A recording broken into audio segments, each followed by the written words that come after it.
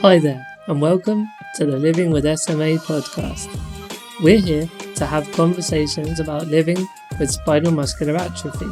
Throughout this podcast, we will be covering lots of different topics, from preparing for university, getting the most from your personal budget, sex and relationships, and lots more. So we invite different hosts from across the SMA community to come together here. We want to answer your questions, provide you with useful tips and recommendations, and also share personal stories. So please do reach out and connect with us here at the charity SMA UK. Thank you for listening, and we hope you find the podcast useful. In part 2 of this episode, we talk about the barriers that Sam and Alex faced during their secondary school experience. We also talked about whether school days really are the best days of our lives, and the assumption that people with physical disabilities also have learning difficulties. Moving forward to secondary school then, secondary school is usually from the age of 11 to 16. How was your secondary experience? Well, we weren't so lucky with secondary school, to be honest. The school that we went to was our fourth choice.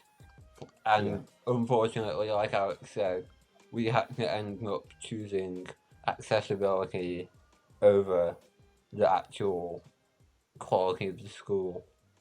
Yeah. Initially, we looked around a couple of schools, and the catchment school where all of our friends would have gone, and would have been closer to us, we ended up being blatantly told that they wouldn't be able to do anything to change the accessibility. They, like I said, they blatantly just said that we wouldn't be able to go to that school. As, and it it was hard at first, because it was going to be where all our friends were going to go. And, we were limited then. It made us realise it wasn't going to be as easygoing as primary school was. It was going to be a lot more difficult. Yeah, and what were the main barriers then stopping you from going to that school? Was it purely just physical access in terms of lack of, ramps and things like that, or what were the main barriers? Well, in the first school, it was the bathroom, which was an issue. The second school was perfectly accessible, but I think they had too many. They were understaffed. They didn't have enough people who take care of us. Yeah. The third school, I believe, just wasn't big enough.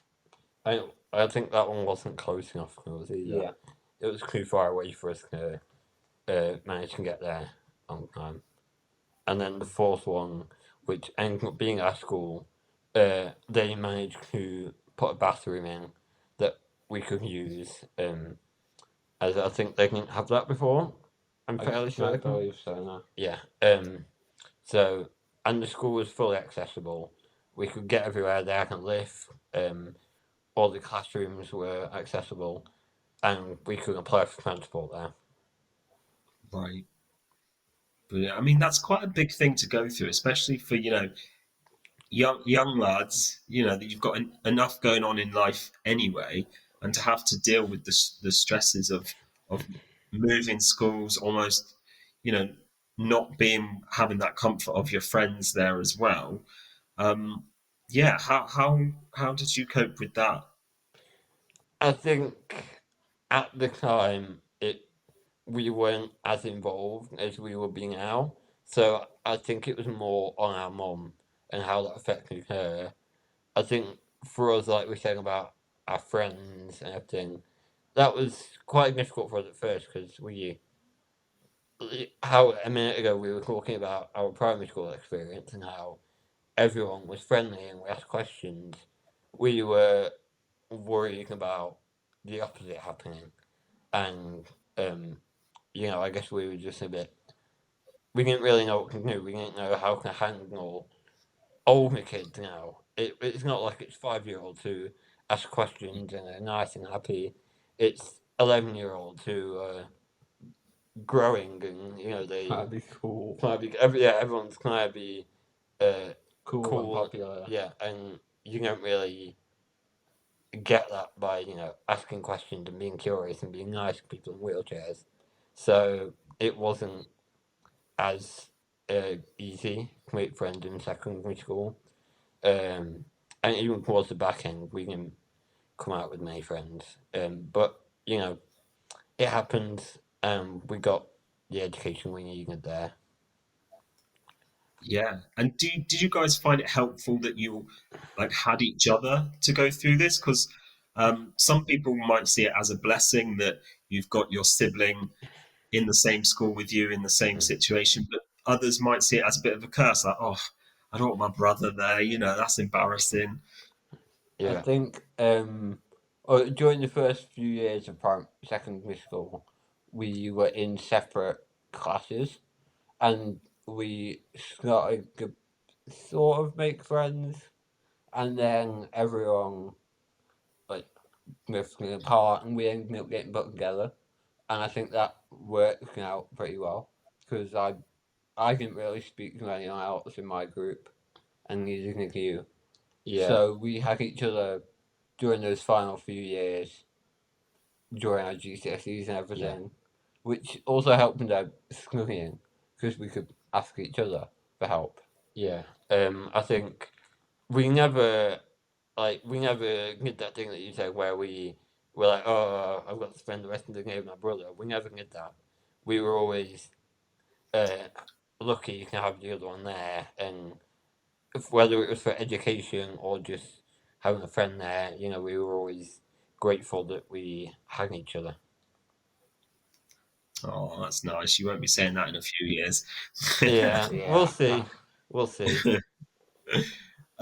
They always say, don't they? There's this famous saying where they say the school days are the best days of your life, and probably at some point we've all thought, oh, I don't believe that at all. When the parents say that, you're like, stop it.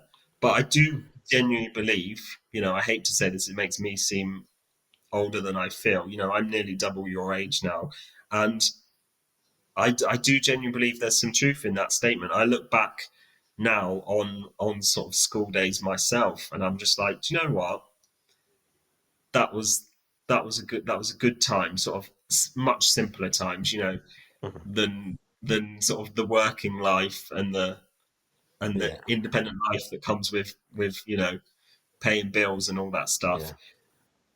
You guys are obviously closer to your school experience. You've been through it more recently.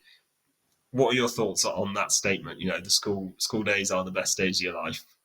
I I don't think we're quite where you are yet because we don't pay the bills yet. We don't have that responsibility yet. But I guess in a couple of years we'll be able to answer that part. I think for us, secondary school wasn't the best experience. We prefer to look back on primary school. Uh, we enjoyed it more. We we got a good education. Well, we didn't in secondary school, but uh, primary school is definitely the peak of our school experience. Um, and we might be able to answer your question in a couple of years when we have all those boring responsibilities. But for now, I'd say I'm not quite sure yet. Yeah, no, that's fair enough. And do you guys ever get like frustrated? Because people often make an assumption, don't they, when it comes to education and disability, that just because you might have a physical disability and be a wheelchair user, that you may also have learning difficulties, which is not always the case. Yes, in some cases it is. But does that assumption annoy you? Have you ever been in a situation where you've been put in a specific group with other people based on your physical disability because they've assumed that you have learning difficulties too? Uh, well, me and Sam have always been not to brag, but we've always been higher up than quite a lot of the people in our year. Um, we were both in top set throughout our school. So I guess people. understood that it was physical, not it wasn't a learning difficulty, and even though we struggle to write sometimes, we don't. It doesn't impact our learning. We still learn just as well as anyone else. So we never really got put in different groups because of that. We were always doing as well as we could, revising for tests, and trying to get the best grades possible. Yeah. You've been listening to the Living with SMA podcast. We hope you can join us again next time, but in the meantime, please don't forget to like and subscribe so you don't miss an episode. You can find out more on our website at smauk.org.uk.